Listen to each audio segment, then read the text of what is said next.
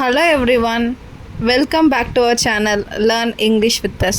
Today என்ன பார்க்க போறோம்னா amazing 5 sentences பார்க்க போறோம். Let's start.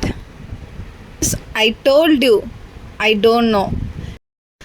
இதுக்கு என்ன மீனிங்னா இப்போ நம்ம ஆல்ரெடி அவங்க கேட்ட கொஸ்டினுக்கு ஆன்சர் பண்ணியிருப்போம், நமக்கு தெரியல சொல்லிட்டு திருப்ப அகெயின் அவங்க நம்மளை கேட்டுகிட்டே இருக்காங்களே. ஸோ அதுக்கு தான் I told you I don't know. You know what I am saying.